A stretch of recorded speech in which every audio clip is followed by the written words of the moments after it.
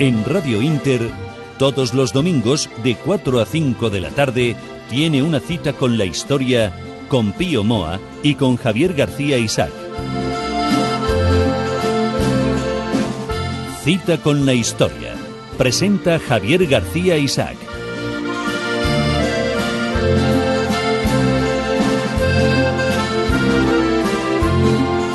Cita con la historia, cita con todos ustedes y cita con don Pío Moa, un domingo más y el último domingo de la temporada, pero he de decir que no les vamos a dejar solos en el sentido de que estos 4 domingos de agosto vamos a reponer pues 4 programas muy interesantes. Don Pío, muy buenas tardes. Hola, buenas tardes. Vamos a reponer el de la División Azul, el programa que hicimos sobre Gibraltar, el de los mitos del franquismo, su último y exitoso libro, y el separatismo catalán. No sé en qué orden, pero los vamos a repetir. Sí, porque son precisamente 4 de los programas que más interés han despertado en YouTube y en otros sitios, ¿no? Y entonces, pues para que nuestros oyentes, si los quieren volver a escuchar, los vamos a repetir. Eso es. Y nosotros, pues prometemos volver, si Dios quiere, pues en septiembre. Don Pío, hoy queríamos hablar, la semana pasada fue el 18 de julio, queríamos hablar de este acontecimiento. ¿Qué sucedió ese 18 de julio? Pero antes íbamos a comentar algo sobre su libro, Los mitos de la guerra civil. Sí, bueno, el libro está teniendo una buena venta, dentro de lo que son este tipo de libros, como ya he dicho en otras ocasiones, que por desgracia es baja, ¿no? El interés de medio de los españoles actuales por la lectura no es sobre todo si la lectura es de temas de enjundia, ¿no? Hay una tendencia muy fuerte, en parte lógica, ¿no? a los temas de pura evasión, etcétera, ¿no? Incluso en la novela. Sí, muchas veces la gente no es que dé por sentado bueno, pero sí, puro entretenimiento. Pero bueno, yo creo que agosto es un buen mes también para leer algunas cosas, siempre que sean un poco amenas. Yo creo que Los mitos del franquismo es precisamente... casi todo el mundo lo ha dicho, es un libro que se lee muy bien, muy ameno, y sobre todo lo que yo he querido en él exponer es un enfoque nuevo de lo que fue el franquismo, un enfoque distinto tanto de los habituales a favor o en contra, y con una proyección más actual. Pero en fin, vamos con la... bueno, también quería decir que el programa de Cita con la Historia, ha dado resultados considerables, aunque no suficientes, la campaña que venimos haciendo para continuar manteniéndolo y si Dios quiere estaremos aquí en septiembre. Tenemos actualmente fondos pues para agosto, septiembre y algo de octubre. Pero insisto en que sería bueno que con que solo 300 oyentes dieran orden cada mes de 10 euros. Entre 10 y 20 euros, el programa no tendría problemas ya en adelante. Bueno, y agradecer de estos micrófonos a toda esta buena gente, a todos nuestros oyentes que de manera desinteresada pues están colaborando, y animar a los que no lo hacen a que lo hagan.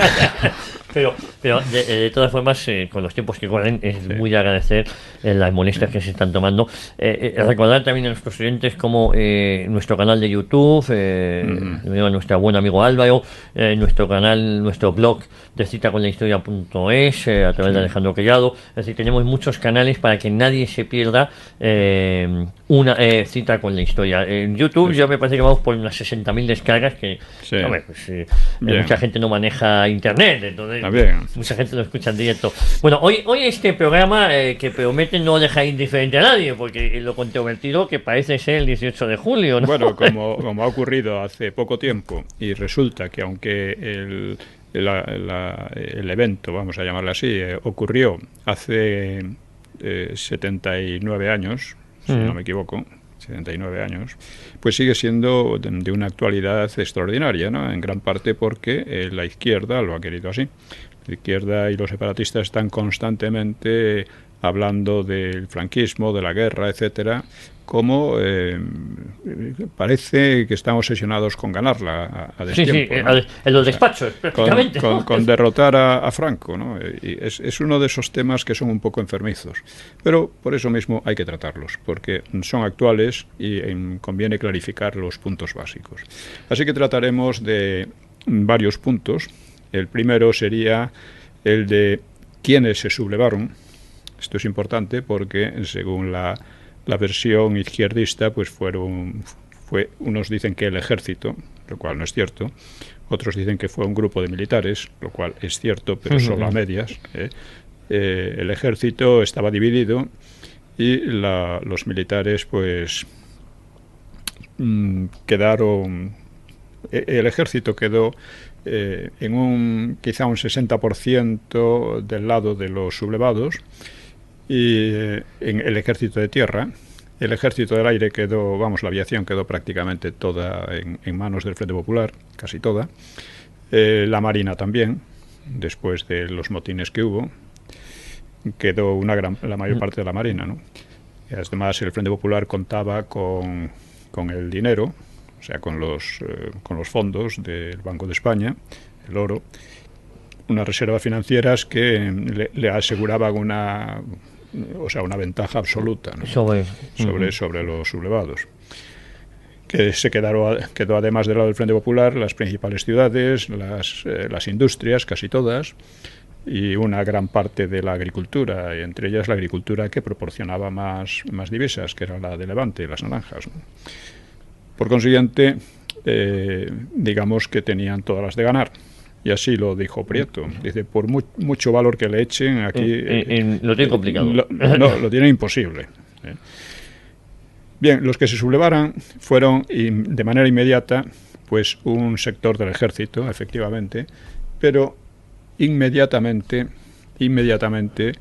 fue apoyado por una gran parte de la población, lo cual se manifestó en la gran afluencia de voluntarios, que fue mayor que en el Frente Popular, que también los hubo en una masa considerable, ¿no? pero inferior, y se manifestó también en el apoyo que tuvieron en las zonas en que triunfaron. Es decir, los nacionales tenían menos militares y más voluntarios, por decirlo de alguna manera, ¿no?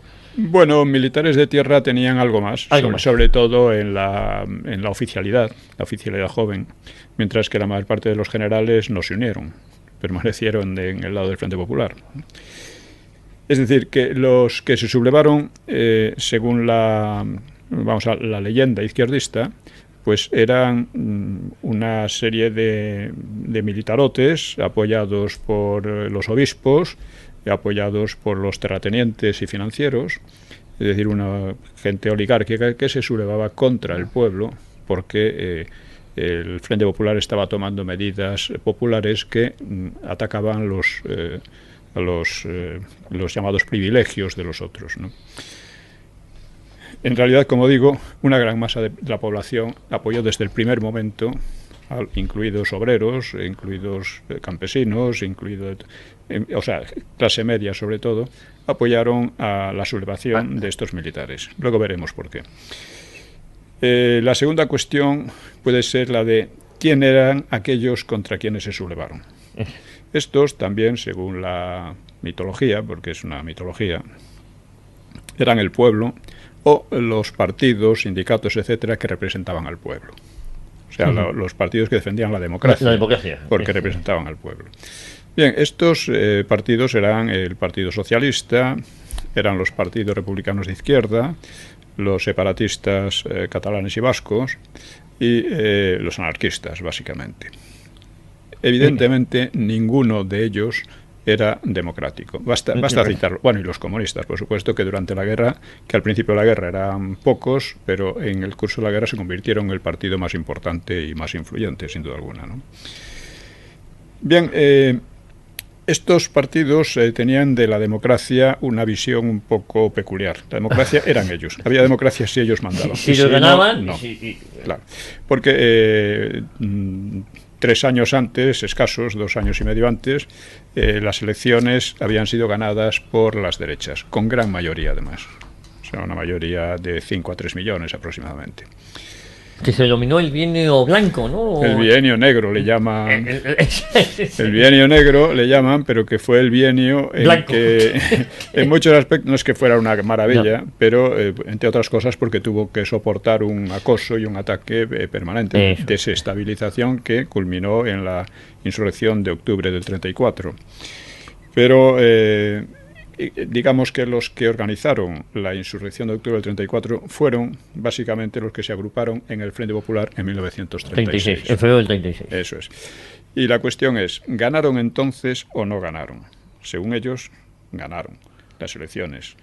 En realidad no fue así. Fueron unas elecciones completamente anómalas. Fraudulentas, ¿no? Fraudulentas, no se publicaron las votaciones. Inmediatamente el proceso electoral se continuó con una segunda vuelta en la que ya no estaba el gobierno neutral del principio, sino el gobierno del propio Frente Popular. Siguió una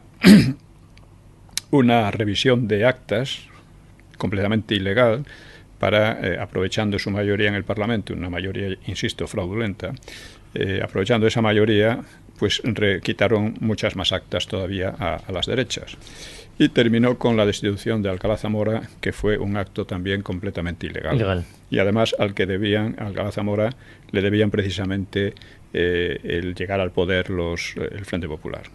Sí, porque convocó unas elecciones en un momento de extrema crispación de manera innecesaria y lo hizo además para destruir a la derecha, con la idea de que iba a salir un partido de lo que él llamaba de centro que arreglaría las cosas. Lo que salió fue una polarización extraordinaria.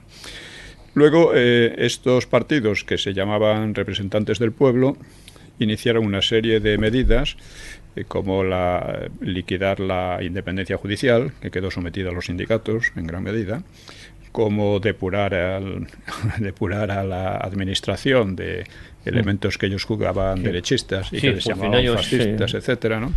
Y además todo ello acompañado de enorme violencia, ¿no? Asesinatos constantes, unos 300 muertos en 5 meses, de incendios de cientos de iglesias, de incendios de asaltos, incendios de centros políticos de la derecha, de periódicos de la derecha, de sedes exactamente, de registros de la propiedad, invasiones de fincas. Es decir, fue una situación en que la legalidad desapareció.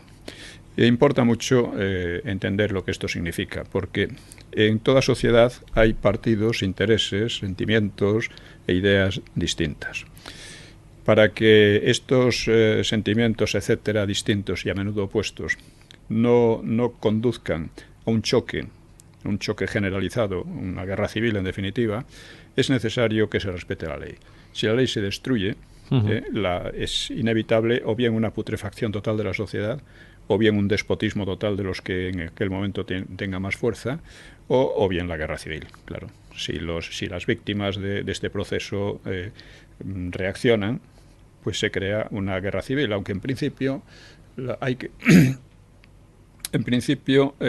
guerra civil los sublevados del 36 no tenían ninguna intención de hacer una guerra civil. Entonces vamos a resumir.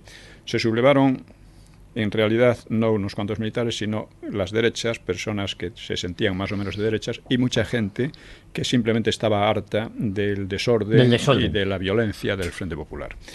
Entre estos, generalmente se les ha llamado fascistas, pero ninguno de ellos lo era. Lo más parecido al fascismo era la Falange, pero la Falange nunca tuvo un papel predominante ni en la guerra, ni después, ni el 18 de julio, ¿no? Los otros eran carlistas, que no se les puede equiparar a fascistas de ninguna manera, eran monárquicos de Alfonso XIII, luego de Don Juan, y eran católicos procedentes de la Ceda, católicos políticos, se llama, parte democristianos, parte más tradicionales, etcétera. Sí, que estaban siendo masacrados, porque yo creo que estaban siendo una masacrados. Auténtica persecución religiosa. Eso es. Y aquellos contra quienes se sublevaron, pues eran partidos y sindicatos que diferían mucho entre sí, hasta el extremo de matarse entre ellos a menudo, pero que coincidían en dos cosas. Por una parte, en erradicar la cultura cristiana. O sea, eran todos enemigos radicales de la Iglesia y lo probaron realizando un verdadero genocidio técnicamente, es decir, porque trataban de erradicar también, no solo liquidar al clero, sino erradicar la cultura cristiana en todos los aspectos, en todos sus aspectos. Hicieron todo lo que pudieron para ello, ¿no? Destruyendo además obras de arte valiosísimas o robándolas, etcétera, ¿no? Y estos eran los que se proclamaban, según la propaganda, los defensores de la libertad, la democracia y los intereses del pueblo. En aquellos 5 meses la economía española prácticamente se hundió. Se hundió. Porque ese espejismo que fue el bienio de Chista, por decirlo de alguna manera, que usted demostró aquí con números, con cifras, que fue mejor que el izquierdista, obviamente mucho mejor a pesar de las dificultades. Se hundió radicalmente. No, lo que se hundió fue con el Frente Popular, se hundió la economía. Esos 5 meses se hundió la economía española. Se hundió la economía, en medio de unas violencias que ya he mencionado muy por encima, ¿no? Unas violencias que cita, por ejemplo, Azaña, y que son muy interesantes porque son reconocidas por todos ellos. El mismo Prieto llegó a decir que ya bastaba de tanta devastación y de tanto desorden, porque al final iba a despertar la reacción de la derecha. Claro. Como así fue. ¿No? Entonces, hay un elemento clave, ahora lo contará usted, don Pío, que es el 13 de julio, el asesinato de José Calvo Sotelo. Claro. Esto ya culmina, porque a pesar de todo, la derecha en España era muy timorata y muy poco decidida. Pero llega un momento en que, con el asesinato del que era, de hecho, jefe de la oposición, que era Calvo Sotelo, que fue secuestrado y asesinado por fuerzas de orden público, y combinados con milicianos socialistas, pues, en fin.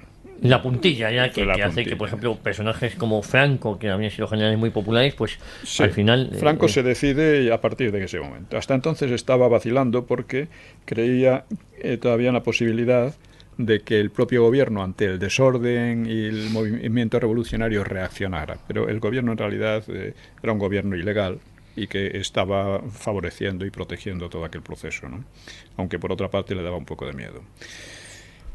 En fin, en resumidas cuentas, el Frente Popular se compuso de partidos, ninguno de los cuales era democrático, de partidos en su mayoría violentos, anticristianos y dispuestos a disgregar España, puesto que el Frente Popular fue una alianza, de hecho, entre separatistas y izquierdistas, ¿no? Esto fue lo que realmente, ¿no?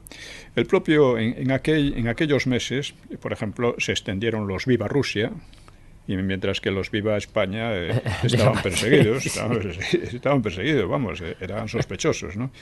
Y claro, como entre los mismos revolucionarios, pues a veces se mataban entre socialistas y anarquistas.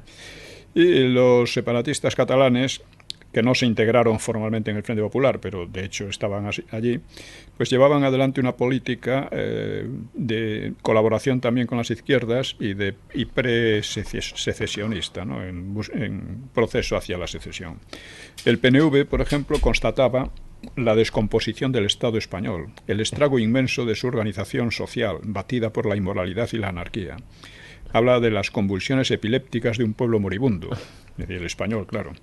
O sea, esto era un panorama para ellos, esto antes de que estallara el 18 de julio, ¿no?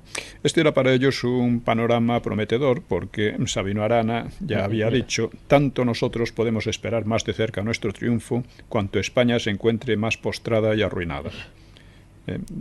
Es decir, había una combinación de intereses negativa, porque entre ellos mismos se odiaban a menudo, pero en cuanto a destrozar a la derecha y a la Iglesia estaban de acuerdo. El tercer punto que podemos tratar es de si la sublevación estaba justificada o no. Sobre ello he escrito un breve artículo en mi blog, y quizás para entenderlo mejor podemos comparar el alzamiento del 18 de julio con el alzamiento de las izquierdas en octubre del 34. Salvador de Madariaga hizo una observación muy repetida por la derecha y que sin embargo es muy falsa, porque equiparó la sublevación izquierdista separatista del 34 con la derechista del 36. Dijo, al sublevarse en el 34, las izquierdas perdieron toda autoridad moral para condenar a las derechas en el 36. Bien, esto es falso, porque no hay la menor relación entre una sublevación entre una cosa y otra. Claro.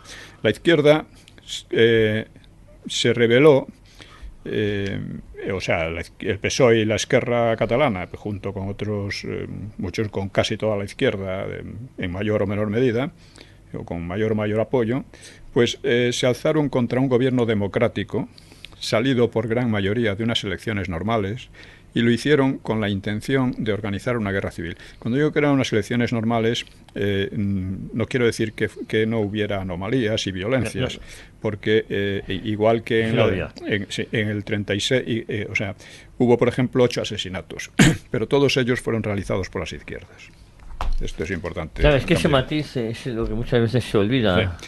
Pero en conjunto fueron unas elecciones democráticas y básicamente normales, ¿no? Y es decir, las izquierdas se rebelaron y los separatistas se rebelaron contra un gobierno democrático, plenamente democrático y legítimo.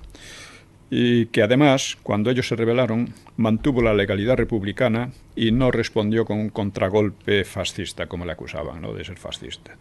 De ser fascista, habría, en lugar de haber mantenido la legalidad republicana, habría aprovechado para liquidar a la izquierda en pleno, ¿no?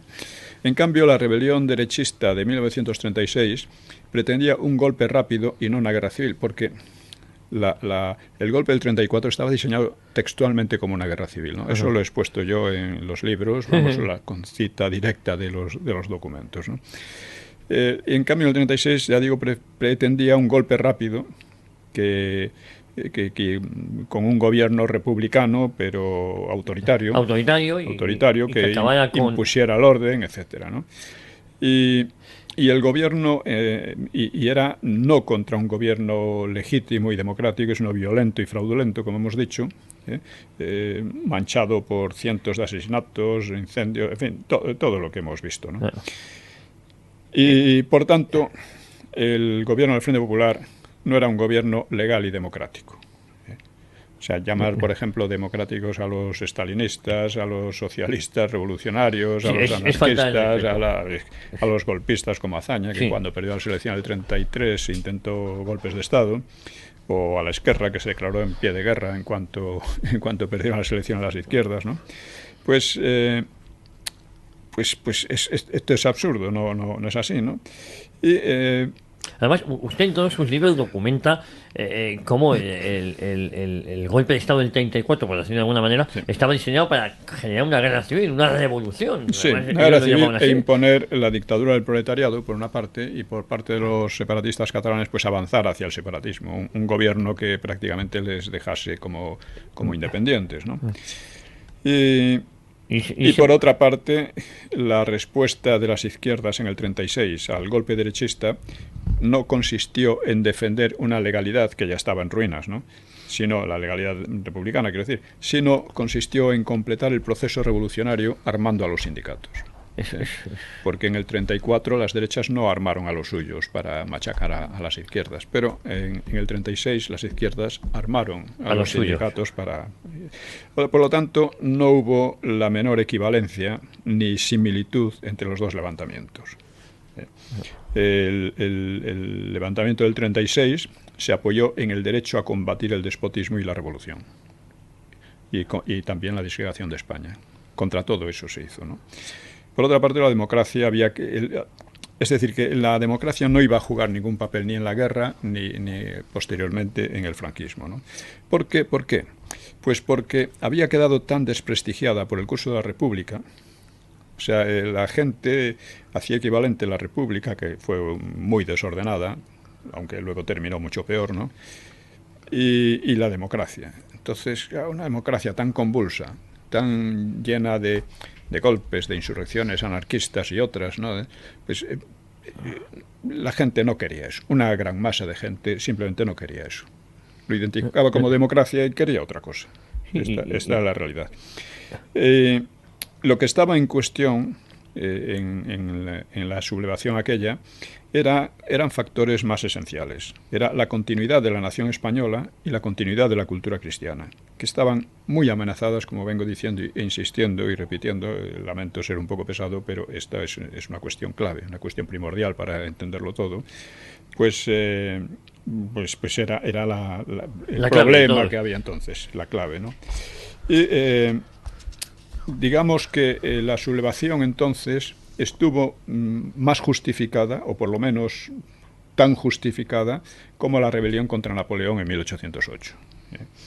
O incluso, si recordamos porque alguna vez encuentro a gente que no tiene idea de lo que habla y dice, es que la violencia, no se puede defender la violencia. Mire usted, todos los sistemas democráticos nacen de violencias. O sea, en USA, en Estados Unidos, la democracia nació de una guerra que en gran parte fue guerra civil, y una guerra de rebelión contra Inglaterra. Contra Inglaterra.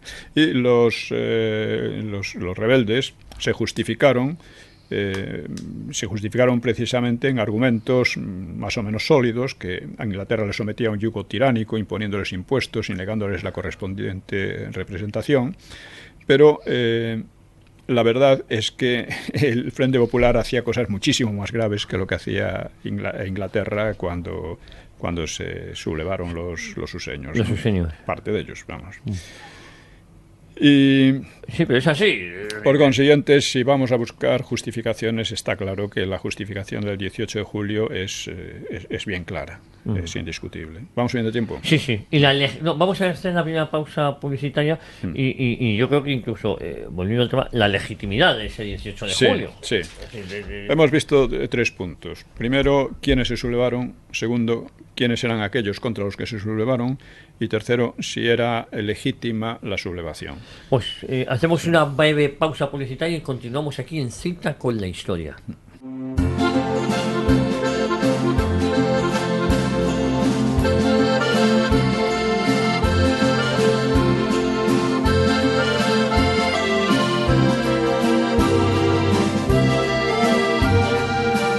Continuamos en Cita con la Historia y hoy muy comprometidos. Estamos analizando el 18 de julio, ¿no? Y habíamos visto, antes de la publicidad, los 3 puntos. ¿Quiénes eran los sublevados y contra quién se sublevan, no? Sí, contra quién se sublevan y si podemos considerar legítima aquella sublevación. Eso es. Y si tienen legitimación el 18 de julio. De hecho, posteriormente los franquistas elaboraron un documento muy interesante, un documento jurídico sobre la ilegalidad de los poderes actuantes en aquella época, después del Frente Popular, ¿no? Mostrando la enorme cantidad de irregularidades, abusos, despotismo y violencias que se habían producido, ¿no?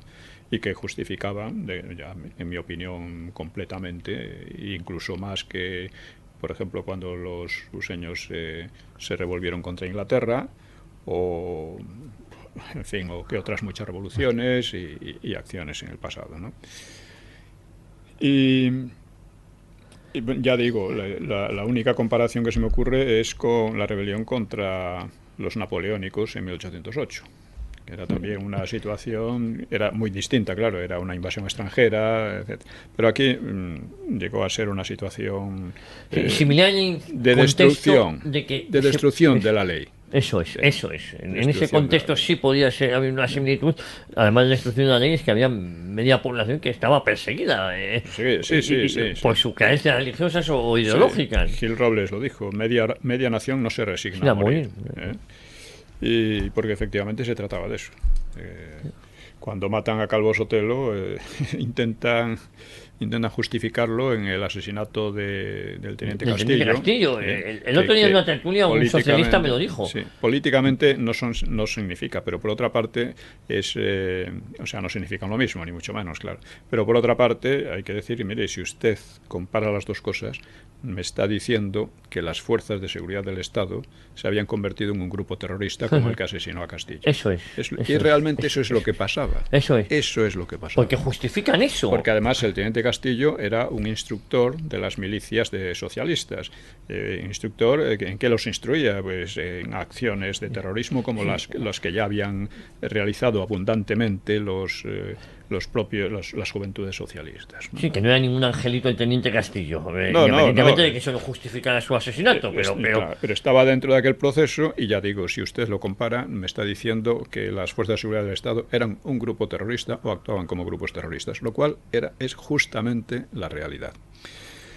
Bien, pasamos ahora a un cuarto tema, que es ¿por qué ganaron los nacionales? Ya dijimos que al empezar la sublevación, los nacionales, el golpe que querían dar, un golpe rápido, fracasó, y las izquierdas y los separatistas se quedaron con prácticamente todos los medios, ¿no? La única fuerza realmente interesante que tenían los nacionales era el ejército de África, que era un ejército pequeño, unos 20.000 hombres, pero que era un ejército muy bien entrenado y muy bien preparado. Sin embargo, tenían la enorme desventaja de que se encontraban al otro lado del estrecho. ¿Y quién dominaba el estrecho? Pues la marina izquierdista. ¿Cómo resolvieron este problema? Lo resolvieron de dos maneras, con algunos cruces por mar, muy arriesgado, uno de ellos el más importante, pero que llegó a buen puerto casi por milagro, y mediante un puente aéreo. Este puente aéreo es posiblemente el primero de la historia. Yo le he contado que el teniente Gasol, que es tío de mi madre, era el que llevaba ese puente aéreo. Sí. Pues bueno, le acaban de quitar hace unos meses, hace unos años ya, la calle en Sevilla. Ah, sí. Claro. Bueno, aparte de eso, una extensa zona del centro norte, que quedó en manos de Mola, pero tenía el grave problema de que carecía prácticamente de municiones. O sea, tenían una cantidad de municiones muy pequeña. Y luego está el golpe exitoso que dio Queipo de Llano en Sevilla, que fue también muy importante. Y mucho ingenio. Porque, ¿no? Sí, mucho ingenio, mucho valor en aquel momento. Prácticamente lo dio él solo contra los militares de allí, ¿no?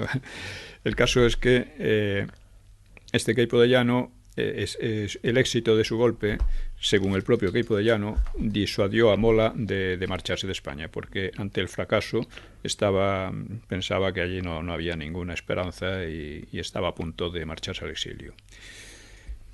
Y en ese momento, ya digo, se produce ya desde el primer momento o desde muy pronto el puente aéreo. El puente aéreo es importante señalarlo. Primero, es una invención que parece ser que es la primera vez que se realiza en la historia, aunque algunos hablan de algún otro precedente en Irak o por ahí. Bueno, pero propiamente fue así, ¿no? Es decir, fue una medida táctica muy importante desarrollada por los franquistas.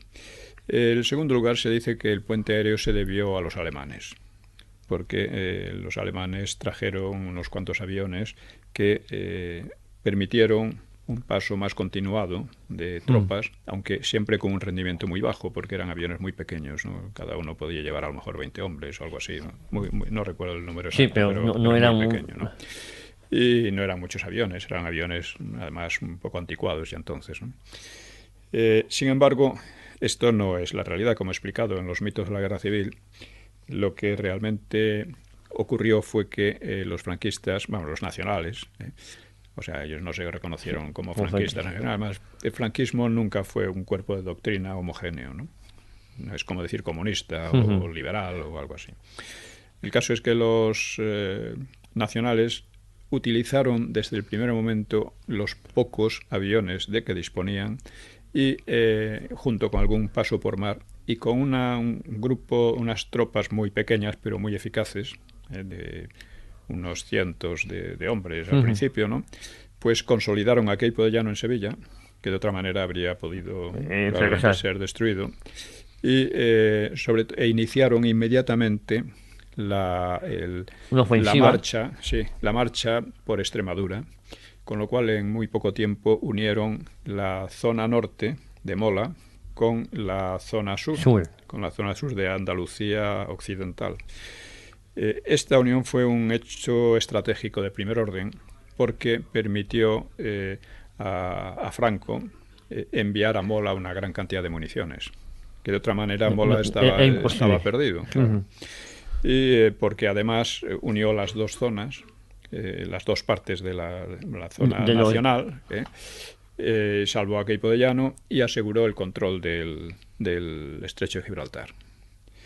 Bien, estas acciones fueron decisivas, porque a partir de ahí se creaba una situación en la que o bien el Frente Popular reaccionaba en fuerza utilizando de manera efectiva su enorme superioridad material y numérica, o bien no lo hacía. Y durante aquellos primeros meses no lo hizo. No lo hizo porque la revolución en el Frente Popular fue muy anárquica. Cada partido tiraba por su lado. Esto lo dice Azaña. Dice: lo que me ha dado un hachazo terrible en lo más profundo de mi intimidad es, con motivo de la guerra, haber descubierto la falta de solidaridad nacional. A muy pocos nos importa la idea nacional, pero ¿a qué pocos? Ni aun el peligro de la guerra ha servido de soldador. Al contrario, se ha aprovechado para que cada cual tire por su lado. Esto ocurrió durante toda la guerra, pero no tanto. Entonces, en estos primeros meses, los nacionales, a pesar de su enorme inferioridad numérica, pues fueron avanzando hacia Madrid. Y aquí pues ha habido muchos debates sobre si el desvío a Toledo, etcétera, ¿no? Pudieron avanzar derrotando a fuerzas superiores, numéricamente superiores, porque este conjunto del Frente Popular entonces era un desastre, ¿no? Pero llegado un momento en Maqueda se planteó el debate, el dilema de si ir directamente a Madrid o de ir a Toledo, donde resistían en el Alcázar. Sí, a liberar el Alcázar de Toledo. Que además eso tenía una repercusión internacional enorme. Como así fue, como así lo tuvo, ¿no? Entonces se ha dicho que, claro, por ganar Toledo perdió Madrid. Eso no es verdad. Es decir, si fuera Madrid, encontraría allí a fuerzas cada vez más numerosas del Frente Popular. Yendo hacia Toledo no encontraba ninguna fuerza. O sea, conquistar Toledo fue una cosa muy fácil, tomar Toledo, ¿no? Y por otra parte, el conjunto de las fuerzas de Franco era completamente insuficiente para tomar una ciudad de 1 millón de habitantes. ¿Cómo va ahí? Si se meten allí, eran unos pocos miles en realidad. Si se meten allí, Madrid se encontraría en una lucha de calles que podría ser fatal para ellos, ¿no? Casi seguramente. ¿Y quién toma la decisión de ir a Toledo? ¿Es una decisión personal de Franco? Sí. Y acertada. Pero muy acertada por una razón. En primer lugar, el desvío es insignificante. Son muy pocos kilómetros. Sí. Decir, Madrid-Toledo. En segundo lugar, pudo hacerlo sin encontrar resistencia, mientras que en dirección a Madrid sí la encontraría. Y en tercer lugar, la idea de Franco era sobre todo explotar la guerra psicológica. Siendo tan pocos, él decía, los rojos tienen que convencerse de que cualquier cosa que nos pongamos la conseguimos. Es decir, era la guerra psicológica. La mentalidad, sí. Ahora bien, para que eso fuera cierto tenía que proponerse cosas accesibles. Claro. Madrid solo era accesible con una condición, con la desmoralización total de los rojos. Pero para entonces las cosas estaban cambiando radicalmente. Es decir, primero se estaba imponiendo la consigna comunista de un ejército de nuevo tipo, un ejército regular, no milicias. No las milicias aquellas en que cada grupo tiraba por su lado. Y además estaba llegando en masa el material soviético, porque el Frente Popular mandó allí las reservas de oro de manera ilegal, y con lo cual además su destino quedó en manos totalmente de Stalin, que era el que controlaba ya a partir de entonces los suministros. Y en fin, llegaron los aviones soviéticos, que eran superiores a los alemanes y a los italianos en aquel momento. Llegaron los tanques soviéticos, que eran tanques de verdad con cañón, porque los alemanes e italianos eran ametralladoras. Era ametralladora, eran tanquetas, ¿no? Realmente, ¿no? Llegó una artillería muy, muy eficaz. Llegó, sobre todo, se organizaron las brigadas mixtas como base del nuevo ejército, ¿no? Que teóricamente eran muy flexibles y muy adaptables. Y cuando llega Franco a Madrid después de Toledo, pues se encuentra con que la resistencia ya es de otro tipo. Lo asombroso, es más, en aquel momento el ejército de África pudo haber quedado destruido y la guerra pudo haber quedado decidida a favor del Frente Popular, porque la superioridad material era tan grande que los propios soviéticos y los rojos y Miaja, en fin, el mando del Frente Popular, diseñó unas maniobras de envolvimiento muy bien concebidas para envolver al ejército sublevado, envolverlo por la retaguardia y destruirlo. Estuvo muy bien diseñado y además con una táctica nueva que fuera la que utilizaría en la Segunda Guerra Mundial, de una combinación para la Blitzkrieg o la Guerra Relámpago, que consistía en utilizar, o sea, romper el frente mediante una utilización conjunta de la aviación, la artillería y los tanques. Sin embargo, no resultó. No resultó y los soviéticos parece que sacaron una conclusión errónea. No resultó porque la infantería no conseguía seguir a los tanques. Y entonces los tanques quedaban aislados y muchos de ellos fueron destruidos o capturados por los nacionales. Allí se inventó el cóctel Molotov, por cierto, en Seseña. ¿Y qué lo inventan los nacionales contra los tanques? Sí, no se sabe si los legionarios o los moros, en fin, pero botellas de gasolina inflamadas que destrozaban, que incendiaban a los tanques, ¿no? Luego el nombre de cóctel Molotov le viene de los finlandeses. En la guerra ruso-finlandesa, pues los finlandeses utilizaron el mismo método y le llamaban irónicamente cóctel Molotov. Molotov era uno de los principales dirigentes soviéticos. El ministro de Asuntos Exteriores, ¿no? Exactamente. Sí. Bien. El caso es que... Sí, vamos, bien de tiempo. Bien, el caso es que... en ese momento, en la batalla de Madrid, pudieron haber pasado fácilmente dos cosas. Bueno, una cosa en primer lugar, que el ejército de Franco quedara destruido y que no fue así. Es decir, resistió a los embates e intentos de envolvimiento de los contrarios. Esto lo cuenta muy bien Koltsov, que era un enviado de Stalin, medio periodista, intelectual, etcétera, ¿no? Y que estaba también detrás de lo de Paracuellos, de los crímenes de Paracuellos. Bueno, el caso es que estos intentos fracasaron, como digo, pero a su vez Franco fracasó en el intento de tomar la capital. Fracasó, pues, porque no tenía fuerzas suficientes y en el momento en que la moral de los enemigos se rehizo, gracias a la llegada de las brigadas internacionales, la nueva organización de brigadas mixtas, la aviación, los tanques, todo eso, y además la disciplina nueva, claro. Es decir, ya había una disciplina un poco más seria, un ejército que fue concebido al estilo soviético, con el Ejército Popular de la República se llamó, con sus distintivos de estrellas, rojas, de los comisarios políticos, etcétera, ¿no? Era un ejército realmente de nuevo tipo, mientras que curiosamente el ejército de los nacionales siguió prácticamente las pautas de la reforma de Azaña. A la sanción le dio la victoria. Sí, España es atípica.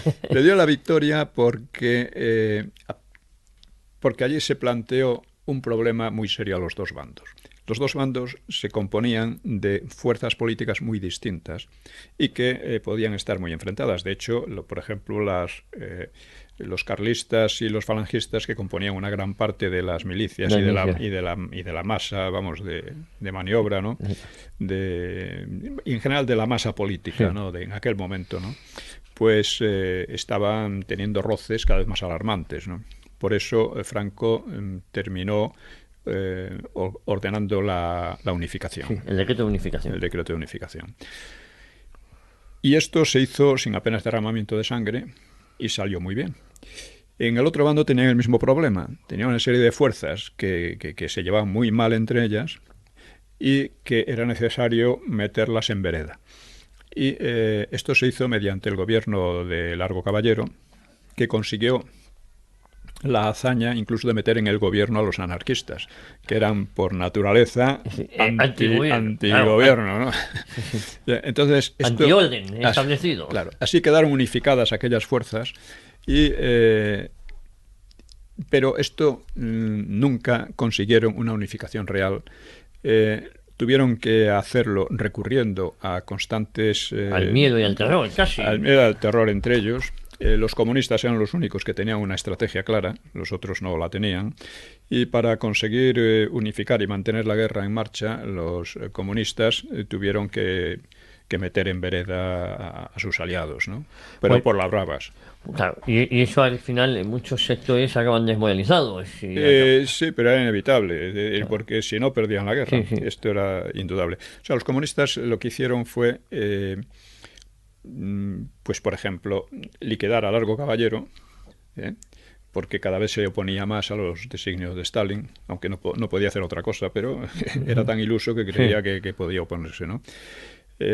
Liquidaron a Largo Caballero y pusieron a un hombre mucho más a Negrín, y eso lo hicieron mediante una pequeña guerra civil en Barcelona en mayo del 37.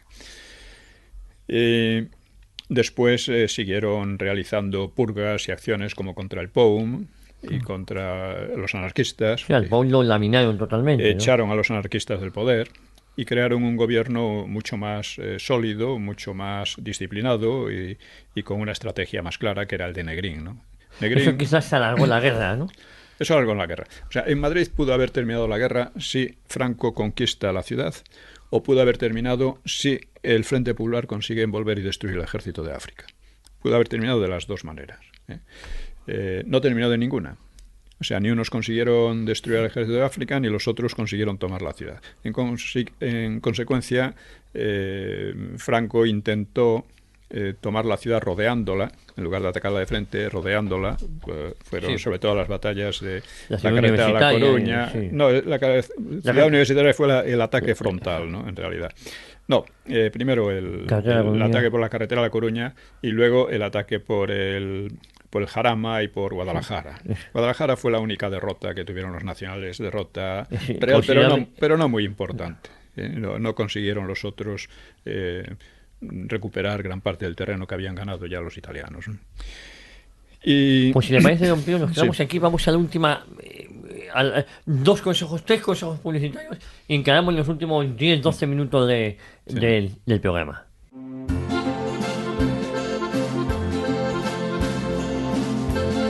Pues continuamos, nos quedan, don Pío, 8 minutos y me da pena porque son los últimos 8 minutos de la temporada, pero metemos y volver en septiembre. Vamos a abreviar mucho.